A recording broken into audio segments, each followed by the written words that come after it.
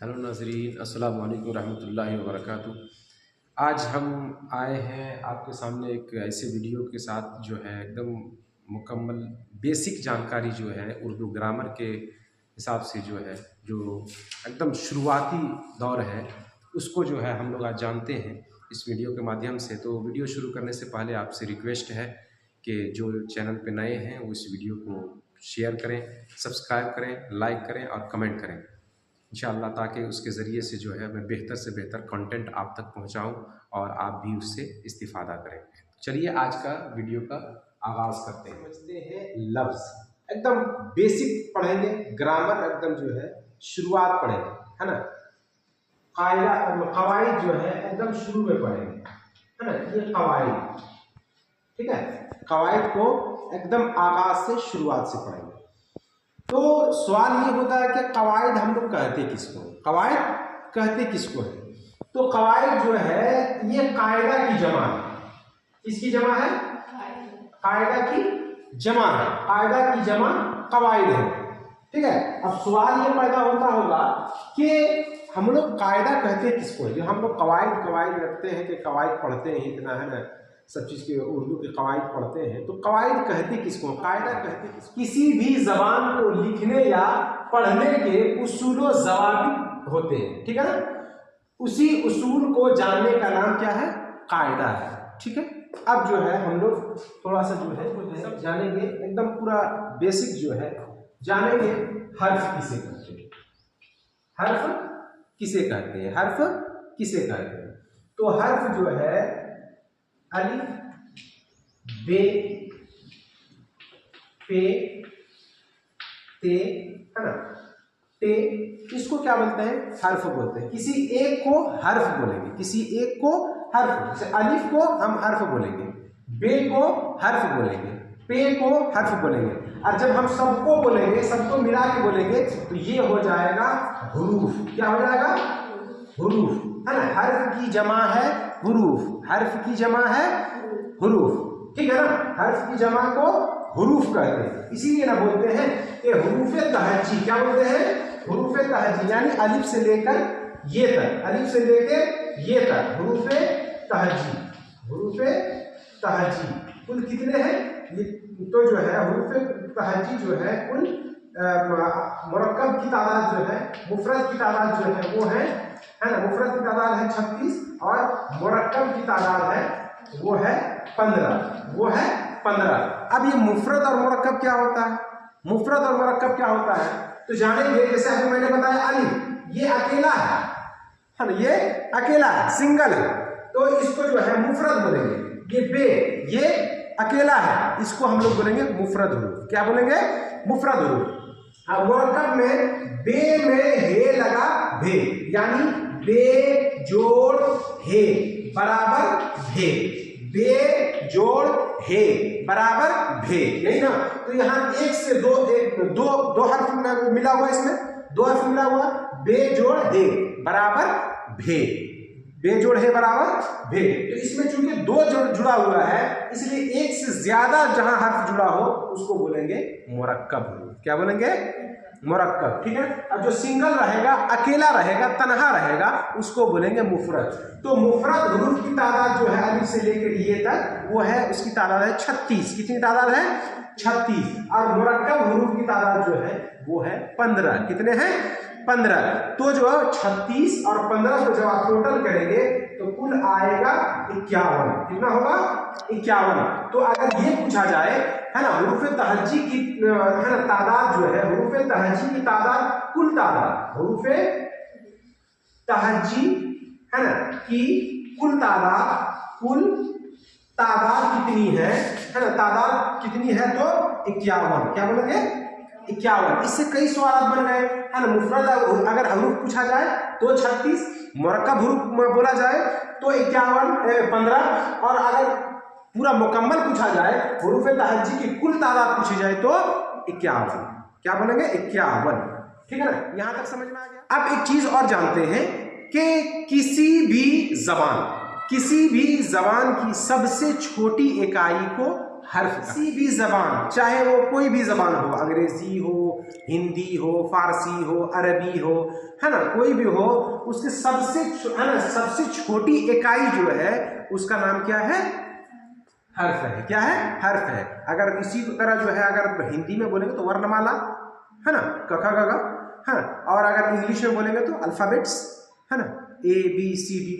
इसका क्या मतलब है? इसका मतलब जो है ये है, जैसे देखिए बे को हम जो है बे एक हर्फ है, बे एक हर्फ है, इससे छोटा हो सकता है? बे जो है इससे छोटा हो सकता है?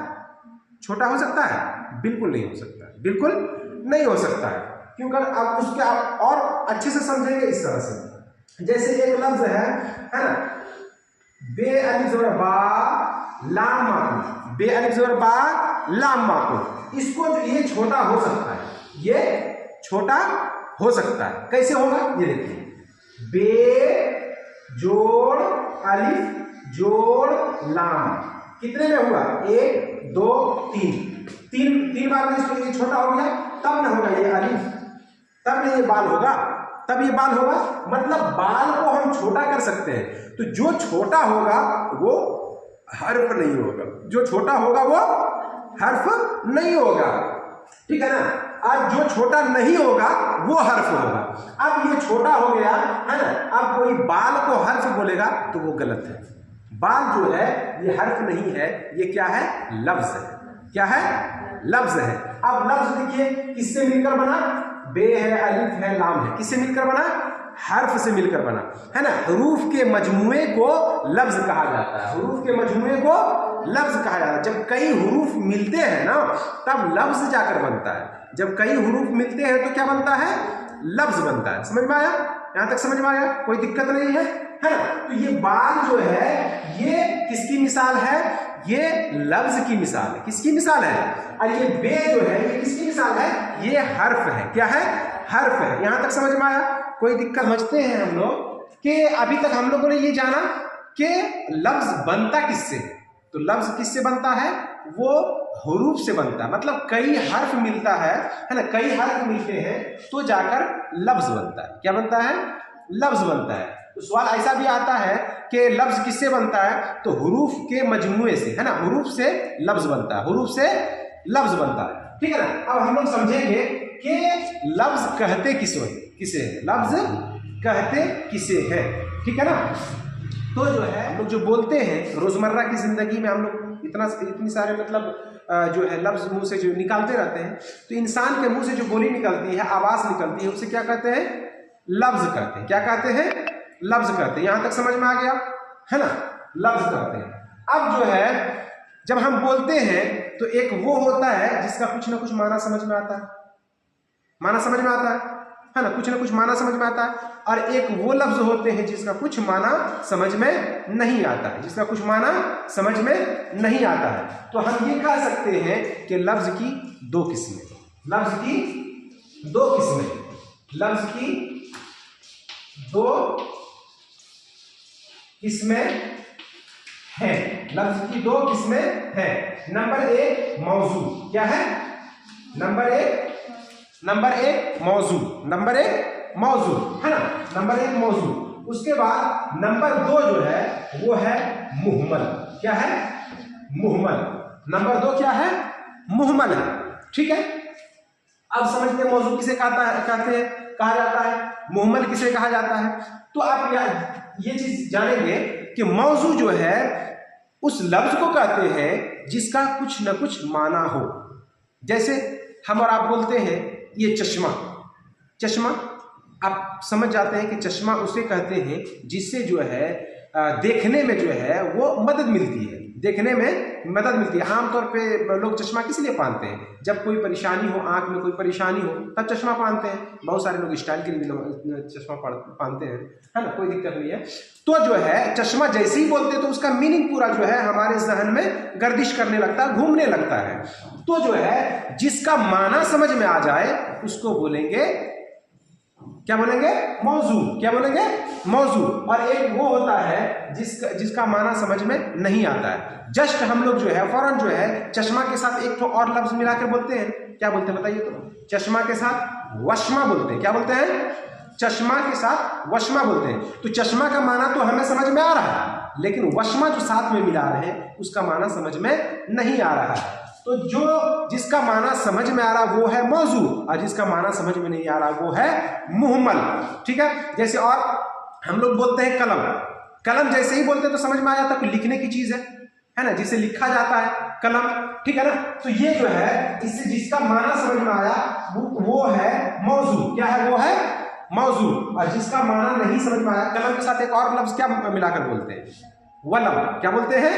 वलम बोलते हैं ना, वलम बोलते हैं। ठीक है ना, तो ये जो है ये वलम जो है ना, इस बार जो है मैट्रिक के एग्जाम में है ना 10वीं जमात में जो है फाइनल में इसको पूछा गया है ना।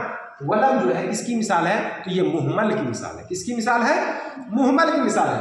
तो हम लोगों ने क्या जाना कि जिसका माना समझ में आए उसे मौजू कहते हैं। क्या कहते हैं? मौजू कहते हैं। ढेरों मिसाल आप ले सकते हैं। पानी के साथ हम लोग वानी बोलते हैं, तो पानी मौजू की मिसाल है और वानी जो है ये मुहम्मल की मिसाल है। हम लोग बोलते हैं पंखा, है ना, पंखा बोलते हैं, उसके साथ एक और लफ्ज जोड़ते हैं वंखा, पंखा वंखा। तो पंखा जो है वो मौजू की मिसाल है, इसलिए उसका मीनिंग मतलब समझ में आ रहा है, और इस जो वंखा बोलते हैं उसका मतलब हमें समझ में नहीं आ रहा है, तो वो है मुहम्मल। ठीक है ना, वो है मुहम्मल। तो इसी मौजू को जो है एक और नाम से जानते हैं, कलिमा। इसको क्या बोला जाता है? कलिमा। मौजू का दूसरा नाम है कलिमा।